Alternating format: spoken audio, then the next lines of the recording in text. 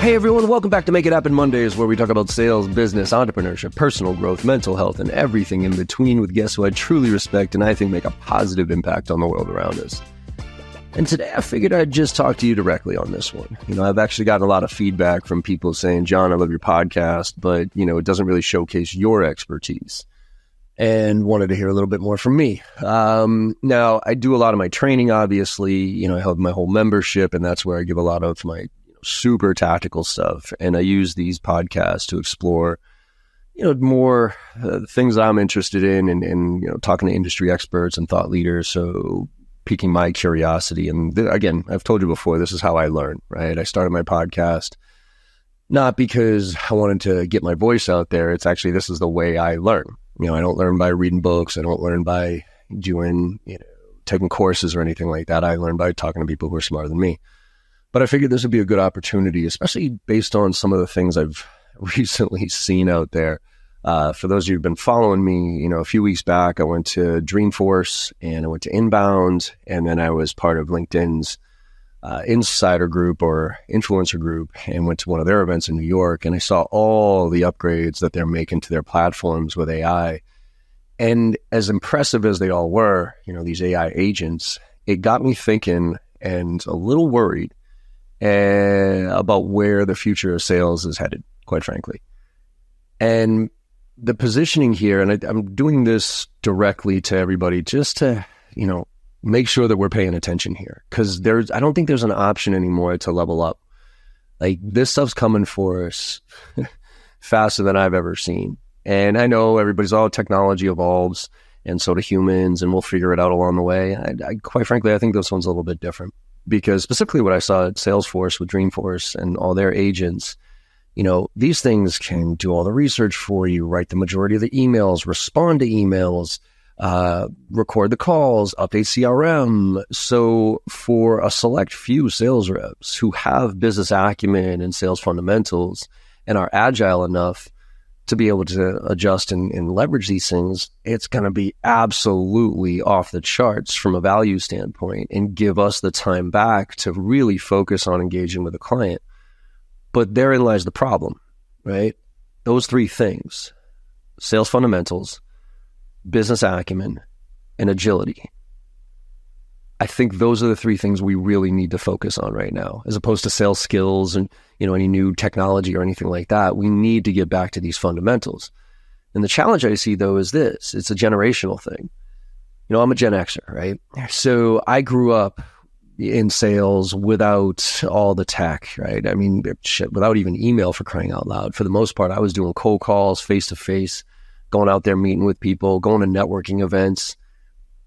And so I have a lot of the sales fundamentals, and I have a lot of business acumen just by being in the industry for a long time and paying attention. But usually my generation and above, we're not really all that agile. And it's really hard to get people to change their process and their routines once you get to a certain age, right? I mean, I'm 48 years old, about to be 49. I mean, shit, man, you got a better shot at seeing God than me changing my process here, right? So with that, using these technologies, it's hard to adapt or adopt them. On the other hand, newer generation, right, grew up in a world of tech.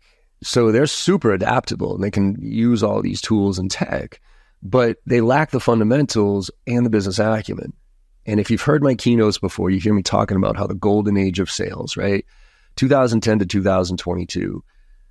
If you got into sales after 2010, specifically in tech sales, I'm sorry, it just hasn't been that hard. I mean, I know sales is hard. Don't get me wrong. I think sales is one of the more difficult professions out there. Not physically difficult, but just, challenging as a profession itself to stay with it. But it hasn't really been that hard because we've been able to get away with blasting out template emails, setting up disco calls with anybody with a pulse, droning through BANT questions and discovery calls, droning through demos, right? Using our SE to do the majority of the work and then offering a massive discount. Like, that's pretty much been sales for the past, 15 years when money was free and it was a grow at all cost mentality. And we've skipped the fundamentals. We've skipped the business acumen. We've taught far more on tech and process than we have on the tools necessary to actually be a sales professional.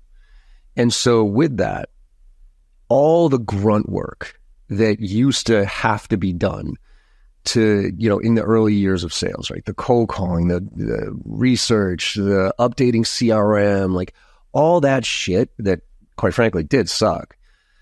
Now that's all being taken care of by AI, or at least I can see it being taken care of by AI. So my question now is where does the future sales reps come from, right? If all that stuff is going to be taken care of, then where do the fundamentals come from? And by the way, this isn't just sales that I'm thinking about here. I'm thinking about any profession. Think about the legal profession. Think about healthcare. Think about any of it. Like, I'll pick on legal here for a minute. When you go to law school, you pass the bar or whatever, and then your first few years as a lawyer, I mean, you are doing straight up shit work, right? You're case precedent, you're looking at research and all this stuff, so that you can provide that information to the lawyer, right? The big lawyer who goes and argues the case or whatever. Now, hey, ChatGPT, could you scan the Library of Congress and tell me the top 3 cases in the history of legal cases that are relevant to my case and help my client get off? Like, that's going to be taken care of. So where, again, do those fundamentals come from? And that's why I don't want to say it's an alarm right now for us in sales, but I do think that we are moving into a world where the majority of the admin stuff and everything that created the ability to have the context to have these conversations, right, is going away. Just think about it. If AI can do the research for us, right? I mean, I've seen it. I have tools and prompts and other things that do all this. They do all the homework on the client. So they give us all this intel, right? Talking points, questions to ask. You can even role play objection handling. But if you have no business acumen and if you have no sales fundamentals here, yeah, okay, you can regurgitate that question. But once you get on the phone with a sophisticated buyer or somebody who knows what they're talking about, you're going to get your ass handed to you. Like, think about it, right? So say some kid gets on the call with me and says something that's like, wow, that's actually a really insightful comment right there, a really good question, and we get into it. But then I realize that they can't have an in-depth conversation about this, and they're effectively just regurgitating what the AI said. Well, if that's the case, then why would I want to talk to the human? If the human is just regurgitating what the AI is telling them, but can't go any deeper than that, then why wouldn't I just go to the AI bot and start asking the questions? And this was for those of you, again, who's been paying attention, if you remember my Guy Kawasaki interview, right? I had Guy Kawasaki on the podcast a little while back, and, I had done some research and prep for the interview.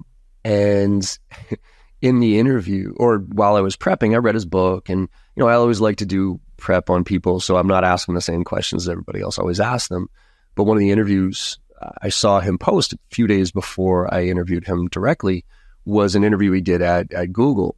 And he had said in that interview that he had created the Kawasaki GPT that had every book, every podcast, everything he's ever done. And he said in that, if you ask Kawasaki GPT a question, you'll get a better answer than if you ask him directly. So I was like, all right, game on. And so I asked all the questions I was going to ask him live. I asked to his GPT. And then during the interview the next day, I asked him the same exact questions, and I didn't tell him that I had already done it. And at the end, I said, hey, Guy, I know you're a huge AI fan here, but I just got to let you know I've already had this conversation with you. And he was like, what? I was like, yeah, you're GPT. And I'm going to be honest with you, man, you were right. Your answers last night were better. And he joked, he had just come off of surfing for the podcast. So he was like, well, then why am I not out still surfing and whatever?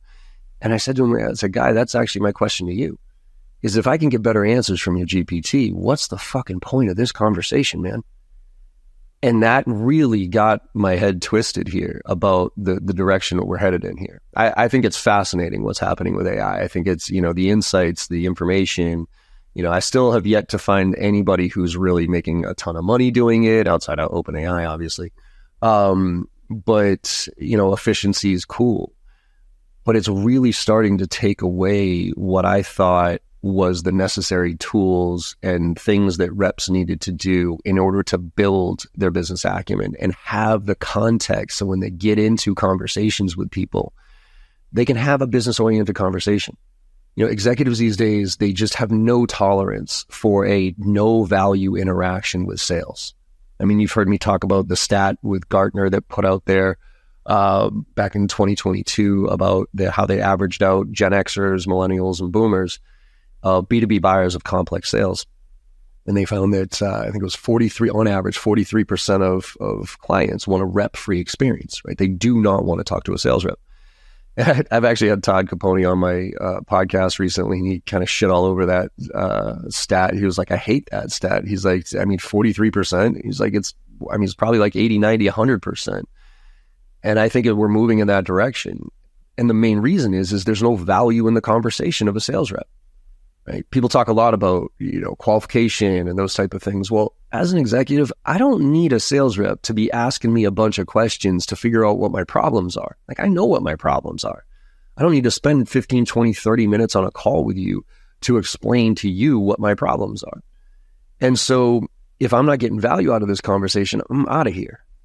And that's where I tell a lot of reps, if you don't think we're in trouble right now, do yourself a favor. Go into one of these tools like ChatGPT or Perplexity, or pick one, I don't care, and pretend like you're a customer, right? Pretend like you're a client or a potential client of your solution. So for me, I would do something like, go into ChatGPT and say, okay, I'm a VP of sales at a company. I got 20 SDRs. I got 30 AEs. Here's my ACV, here's my sales cycle, and here's some of my challenges. And I'm looking at prospecting training, and I was thinking about the JB sales training. Tell me what I need to know about it. And how does it compare? How does his training compare to some of the top competitors, pros, cons, everything like that? And when you realize in a 5-minute conversation with ChatGPT, that you'll get more value out of it than you will in a 20, 30-minute conversation with some kid who's just going to drone through band questions and then try to flip you over to somebody who actually knows what they're talking about, you realize how much trouble I think we're in. And so for me, this is more of a call to arms for the sales reps who give a shit. Look, I start off all my trainings with this concept of 10-60-30, which was something I came up with a while back. This was well before AI really hit the scene, actually even before COVID. And I was doing a training with, it's probably a group of about 500 reps. And at the end, there was a Q&A. And one of the reps said, hey, John, all those logos that you have up there, right? They're all basically our competitors. So if you're going to train us all on the same stuff, how are we going to differentiate? And my answer to him was 10-60-30. He goes, what? I go 10-60-30. I go 10% of you in this room are going to take what I tell you and execute at the highest level because that's the type of people you are. 60% of you in this room are going to do something different because it's easy and it makes sense. But 30% of you in this room ain't going to do shit different. So the question isn't how many people can I train? The question is what percentage do you want to be in? And that's your choice, right? So I used to say that and think, okay, 30%, whatever, I think that's the distribution of talent there. And it's always been there. And the bottom part is always going to survive at some level, right? I mean, if you're average, the world is filled with average. So we're going to survive at some level and kind of chug along there. Now I don't think that's true anymore. I think those 30%, that bottom 30%, they're irrelevant. And I think they know it, right? Because they're just going through the motions, whatever. And the 10% is always going to be the 10%, like those ones who are always going to be pushing. But that bottom part of that 60%, the ones who are literally just doing their job, right? Just going through the motions, like your average B player kind of doing their thing. I actually think they're irrelevant and they don't know it yet. And that's scary to me because I think that's a large part of the population. Now, the ones I focus on are the upper end of that 60%, like the top end of that, the top 50% of that 60%, if you will. Like the 10%, like I said, they're always going to be the 10%. I don't even know if I'm in the 10%, quite frankly. My mentor, Jeff Hoffman, he is, when people talk about natural born sales professionals in the right way, like not the douchey, sleazy ones, there's only about 2 or 3 people I've ever met in my life. My uncle is one of them, and Jeff is the other, where they are just, literally top 5 natural born sales professionals that just know how to engage with people, the questions to ask, how to evolve, all of that, right? I try to be in that 10%. I work my ass off to be up there, but I'm probably a little bit more in that top end of that 60%. And the key to that part is the ones who want to get better, right? The ones who are willing to put in the work and want to improve and are willing to evolve as well. Those are the ones that I try to focus on. I say all the time, I live between the world of the give a shit factor and unconscious competence. I can't get to the give a shit, right?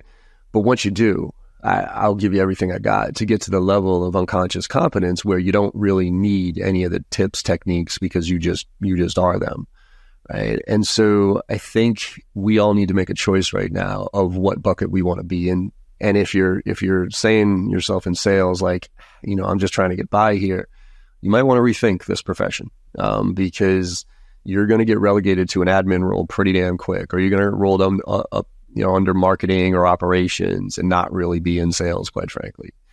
But if you really want to be in this profession and make a difference, I think there's a huge opportunity to make a difference. I mean, not just for you and personally, right, as far as your income and those type of things, but for the client. Because with that stat that I talked about earlier with Gartner, right, 43% wanted a rep-free experience, that was the negative part of that. The positive part of it is that of those 43% that wanted a rep-free experience, they had a 23% higher regret rate. So they regretted the decision more when we weren't involved. And that tells me that there's a lot of value to be added to the equation here from a sales standpoint. It's just different than it ever has been before, right? The old days of qualifying banned questions, droning through demos and, offering discounts, right? And forcing them through our selling process and not adapting to their buying process. Those days are over, right? Every time we engage with a client, we got to be adding value in some way, shape, or form. And this is why prospecting, for instance, I look at outbound prospecting almost more as a marketing function. And it's an impression point, right? This is why your personal brand matters more now than ever, because nobody knows who to trust. This is why I can still justify cold calling, not because I expect somebody to pick up the phone and start into a sales cycle. I mean, that's what cracks me up, is I work with a lot of companies who are, their VPs are like, make more cold calls. And I'm sitting there going, okay, if you think that, one, you're going to have the right contact information, good luck with that. 2, you're going to get to talk to somebody other than an automated system. Good luck with that. And 3, you're going to get through that gatekeeper and talk to somebody in somewhat of a decision role. So you got to go through that gauntlet first. And then you think that you're going to get on the phone with them and say something magical where they're going to say, oh man, you know what? All these other priorities that I was dealing with right now, what you just said there is absolutely mind-blowing. So I'm going to dump all that. I'm going to jump right into a sales process with you and see if we can make this happen, right? If you think that's going to happen, you are going to be sorely disappointed and demoralized, quite frankly. But if you look at cold calling as, like I said, more of a marketing function where it's an impression point, where, that call, that voicemail might lead that person to, maybe read it on their iPhone and then look at the email that you sent recently and then maybe look at your LinkedIn profile and go to your website. If you look at it that way, you can start to justify it. So, I mean, we do this and we test this in our training on the clients that I work with, where we'll do cadences to a specific persona, right? We'll call it a 10-touch cadence. And in one version of the cadence, we will just do email, just pure email, 10 emails, straight up, go across the, it's all relevant, all very directly towards that persona. And then we'll do the same exact cadence to the same exact persona, but we'll put phone as touch number 3, 5, and 8 or something like that. Inevitably, when we do that, we turn into, I think the response rates are usually about 5 to 10% higher overall to the cadence than the one that just does the email. So that's why, like I said, we have to be doing everything right now as sales reps. Cold calling, yeah, I know it sucks, but if you think about it the right way and you put it as part of your process, it does produce results. It just might not be short term. Same thing with your personal brand. Like I said, you have to be out there building your personal brand because trust is a real thing these days. I mean, with all the AI, I have no idea what's real and what isn't anymore. So if you're out there building your personal brands, there's somebody I can trust. And I've talked about this in my trainings and I've shared this on social quite a bit. I'll give you, for those of you listening here, a very tactical, easy way to do this in a very authentic way. You don't need to be the content creator when it comes to your personal brand. You just have to be the content curator. So for instance, say you sell to CIOs in healthcare, right?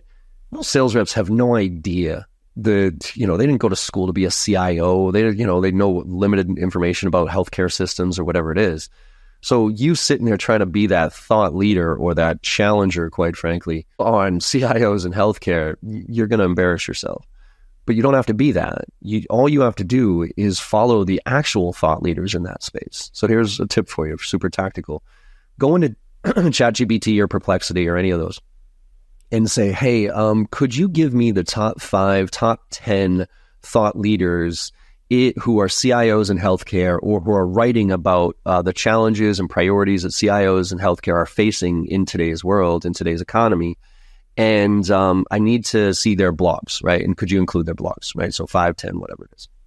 And then what you do is when ChatGPT or Perplexity or whatever gives you those, you go read those blogs and see if there's valuable insights in there about what CIOs in healthcare are dealing with today or what some of the challenges and trends are. When you find 5 or 6 of them that you like, that are producing pretty good content, go into, I use a product called Feedly. So it's Feedly. And in that, so what all Feedly is an RSS aggregator, right? So say there's like 5 blogs, 10 blogs, sales blogs you like reading. Usually you have to go to 5 or 10 different sales websites or get 5 or 10 different emails to hit your inbox. Where in Feedly, what I can do is I can create a folder in Feedly called sales blogs, and I can dump all my blogs in there. So the RSS feeds. And so now when I open up that folder, I just see all the headlines of blogs. And so if I'm going after CIOs in healthcare, I go into ChatGPT and I ask it, tell me the top 10, whatever thought leaders in this space. I find 5 to 10 that I like. I open up a folder in Feedly called CIOs in healthcare. I put those blogs in there. And then every morning is my morning routine, right? Instead of checking my fantasy leagues or reading the news, and both of them are horrible, right? Because I suck at fantasy and the news is just abysmal these days. So I used to do that, but I would start my day off in just a miserable mood. Now I've replaced that by checking these data feeds of the personas and the people in the industries that I go after. And all I'm doing for 30 minutes is I'm just kind of scanning through, looking through the headlines and reading a few articles. And when I come across an article that I read and I learn something from it, and this is the key, the focal point needs to be learning, right? Because if you can learn something, and only when you learn something, then what you do is you share that article with what you learned, with your context, right? So, hey, really interesting, article here by XYZ, blah, blah, blah. My key takeaways were 1, 2, 3. Would love to hear what other people thought about this. Now, when you share that, okay, your primary goal has been met. So who gives a shit how many comments, likes, shares, that type of thing. So, but when you do that, say somebody who's following you, okay, let's use this as an example. Say I write a blog, right? I mean, I write my newsletter. For those of you who haven't signed up for it, it'd be great if you did. It's just jbarrows.com/newsletter. I'm going to say it's a pain in the ass. I actually like writing it, but it takes 3-4 hours for me to think through something that is valuable enough, I think, to put out there. And so I put that out there, right? So say you read it and you like it. So you take it and you share it out there on LinkedIn or whatever with a little bit of your context. Hey, great post by John here, great newsletter, whatever. Here's my thought process, takeaways, whatever. Now, somebody who you're connected to reads my blog because you shared it and they get value out of it. Who do they thank? You. Now, I might get another follower or whatever, but they don't say, thanks, John, for writing the article. They say, thanks, Sarah, for sharing that article. You get all the credit. I did all the work. So outbound cold calling, prospecting, right? Again, think of it more as a marketing function, which is why I think it's still important. Personal brand building, super important. Networking and business development. I just did a podcast recently where we talked about, becoming a problem solver as a sales rep, and stop just trying to sell your solution. Try to solve problems. And the way that you can do this and putting yourself in a position to solve problems and get referrals and be that trusted advisor for your customer is to identify, get real tight on your ideal customer profile, right? So revisit that, because I don't think enough people do. Like what technology, what are they using? Who's the competition in there? What stage of the business are they at? All that stuff. Who do they sell to? Like your ideal customer's profile. Who is their ideal customer's profile, right? And has that changed? And then understand the persona, right? So who do you sell to most? Right? For me, it's CROs, VPs of sales, that type of thing. And then what you do is you kind of look at their ecosystem, who are all the other vendors that touch that persona in that ICP of yours. And ideally find ones that are complementary to what you sell. Okay. So for me, it'd be like email delivery platforms, cadence tools, call recording software, CRMs, those type of things. And then what you do is you go find the top businesses in each one of those categories, right? So you go on G2 and you find the 2 or 3 top vendors in each one of those areas, and then call into those vendors or use LinkedIn and find some of the top reps who work at those companies and reach out to them and make a connection. Say, hey, you know what? I wanted to talk to you because it looks like you and I sell to the same type of client here. And I just need you in my back pocket here, because a lot of times when I talk to clients, I come up with needs that I can't really solve, and I want to make sure that I can refer somebody in who can help solve that problem. And I was wondering if maybe you and I could, get together on a monthly basis or weekly basis and just talk about what you're seeing out there, maybe share some leads or whatever it is. Would you be open to that? I don't know too many top reps who would say no to you giving them business when it was appropriate. So you do that to 5 or 6 different, other vendors, and you create your own little networking group here. So now when you go in to talk to a client, you try to problem solve. And unfortunately, like I said, sometimes the problem that they have really isn't the one that you can solve. Or it is, but there's more of a root cause to the problem. And an example that I have here is, a lot of times people come to me and ask, "Oh, John, we need sales training." I'll be like, "Okay, why?" "Well, prospecting, man. We need sales. We need better prospecting." "Okay, cool. Why?" Well, our AEs are just abysmal. Our VP took a look at some of the emails that our AEs are sending out there, and they were just absolutely appalled. And so we got to get them to write better emails. I'm like, okay, well, why is writing better emails going to solve that problem? There's tools like Grammarly and, Reggie.ai, like all these different platforms actually write better emails than I could ever teach you, right? So why do you need training for that? Well, we just need to get, okay, well, let's take a step back from there. Let's see if training is really the issue. What about your deliverability rates, for instance?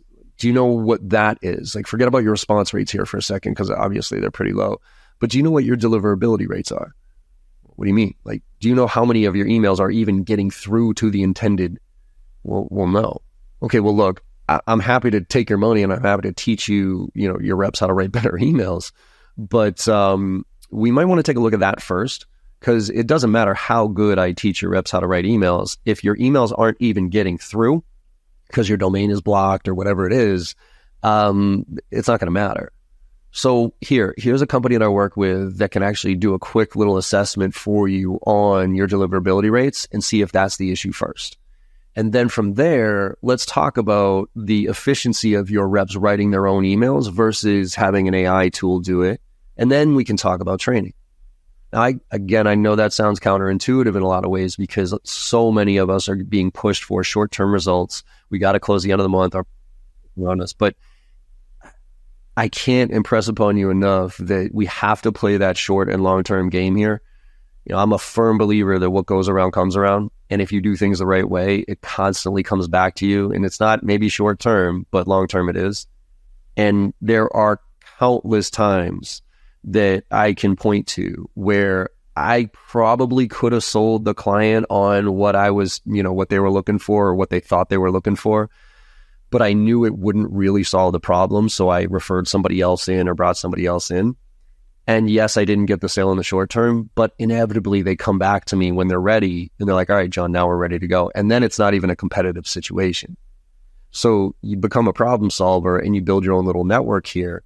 You can start to build your sales career in a way that is, kind of creates a moat almost around this AI stuff because it's based on relationships. So again, looking at, yes, cold outbound, still doing it, and why I think AEs still need to make sure that they're doing outbound in a very thoughtful and strategic way. And still, yes, making calls, right? Because it's more of a marketing function. Building your personal brand is critical right now, more than anything, in my opinion. And then becoming a problem solver, right? So that you're building your own network of people who are going to help support you moving forward. And then, yes, all the skills, when it comes to sales, as far as negotiations and closing and all that stuff. But those I don't think are as important anymore, quite frankly. I mean, yes, it's important to know negotiations, but I've never been a hardcore negotiator. I've always been somebody who just needs to make sure that we're both on the same page here, right? And yeah, I'm probably going to give a little bit up to get what I want, and so are you. But I'm not talking about some hardcore, like, manipulative negotiations. I don't think there's any room for that in sales or even the closing, right? I mean, I still train closing techniques, but not because, we're back in 1985 and I'm trying to convince you to do something. Now, I've said this before. I think sales, if you're trying to convince somebody in sales, I think you're doing it wrong. Sales is about helping people solve problems or achieve goals. So for me, closing, it's important to understand the techniques of closing, because now I kind of know how to use them more proactively and when and where, because I always used to close, right? But when I I just did it. And so when I learned the techniques, I was like, oh, that's what that is. And then I was a lot more strategic with how to use it. Again, not to manipulate people, but to potentially influence or, just push people over the edge here when they're ready to go. So I think all those skills are necessary, but there's so much more to being an effective sales professional today than there ever has been. That's why, I'm doing a webinar coming up here of the transition from SDR to AE and how to make that transition. And quite frankly, I think that is for any SDR who really thinks sales is the career that they want to build their career around. You got to move quickly into full cycle sales. You got to move quickly into building your business acumen, learning what it takes to have a business conversation, while leveraging all these tools as well. Because quite frankly, I just think the front end of the sales process is going to be taken over here, and kind of already has. These AI tools are way better than we are at scraping information, looking for triggers, making connections to value propositions, and sending out true personalization at scale at this point. I used to roll my eyes at personalization at scale. I remember, me and Kyle Porter, who was the CEO of Sales Loft, he's a good friend of mine. We, he used to say that, it's personalization skill. I'm like, Kyle, would you please stop using that phrase? Because just because you change somebody's name, title, and industry doesn't mean the emails can personalize, man. But that's what that was in the golden age of sales. Now, you're seeing real personalization at scale. I'm seeing emails that are straight up personalized. It's coming into my inbox, but I still know that they're not really, there's the give a shit factor isn't there.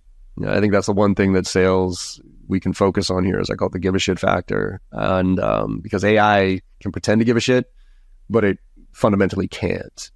And it's evident now when I can tell somebody actually cares. They've actually spent the time doing this to be very targeted with a value proposition to me. And that stands out more than anything anymore. So I think quality over quantity, but the quantity game, man, that is being taken over by AI in spades. And so you SDRs out there who are, still cranking out, templated cadences, and your company is not even allowing you any autonomy to change the messaging, do a side hustle here to figure it out on your own. Like, pick some accounts, go, do your job, obviously, because you don't want to get fired for not, hitting your metrics. But, take a side hustle, do some homework, level up here, go targeted, learn what it takes to give a shit. And get out of that mode of just going through the motions here. Because if you're going through the motions and if you're doing this stuff, like, really just that a computer can do, again, it's only a matter of time. I think that question is an important one we need to ask ourselves right now, which is, what can we do that a computer can't? And I'll be honest, that question is getting harder and harder and harder to answer here. So with that, Again, I wanted to use this as an opportunity to hopefully wake a few people up here and realize that I think there's massive opportunity here in the next 2 to 3 to 4 years. Now, what happens after 4 years, who the fuck knows what's going to happen? I mean, this shit is moving faster than I've ever seen before.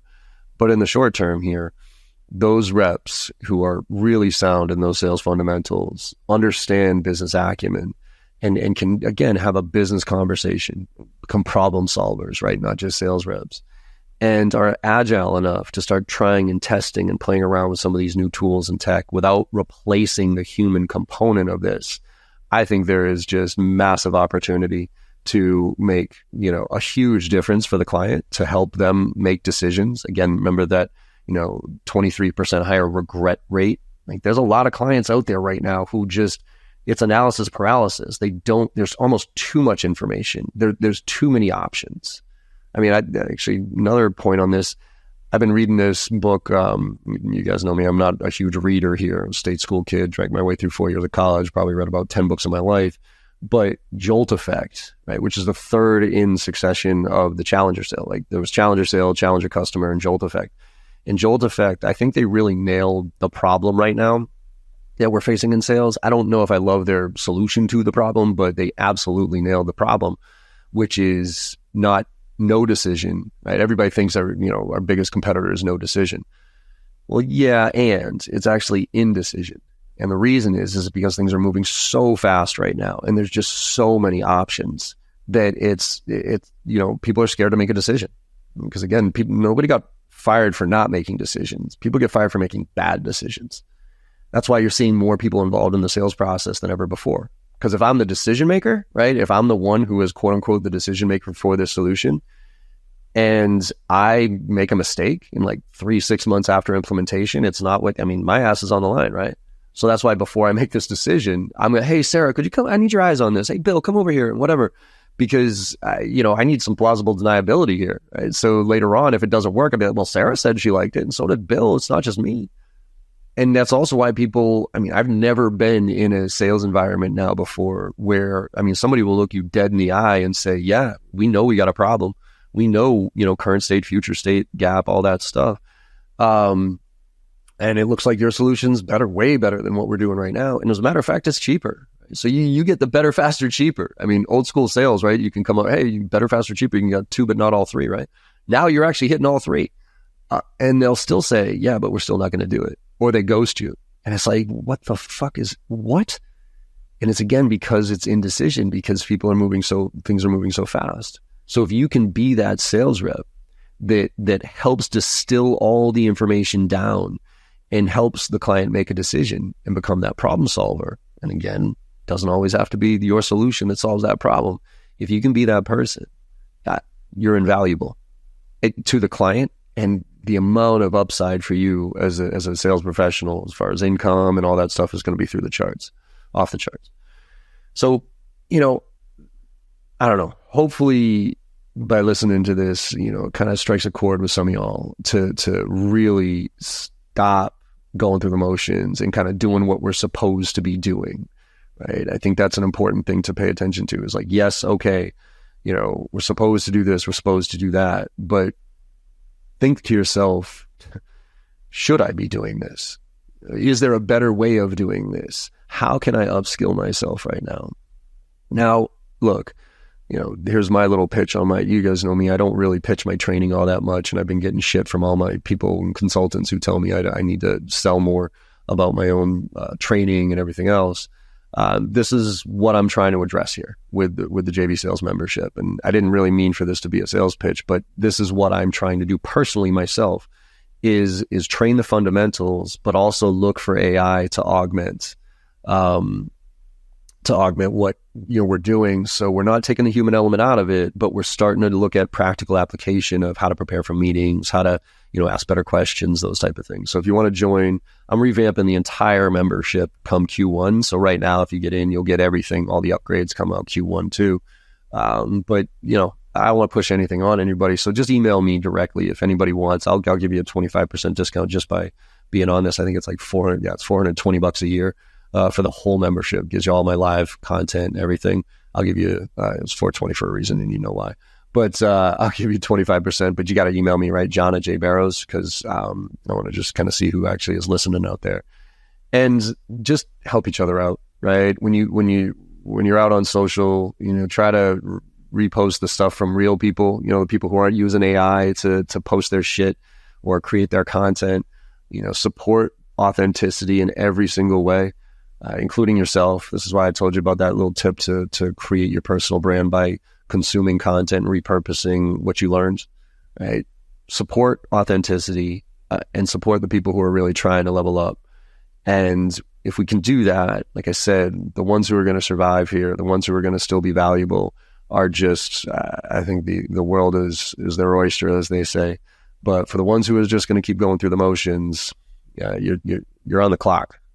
I don't think it's going to be, and what I used to think was a lot longer of a clock, I don't think is very long anymore.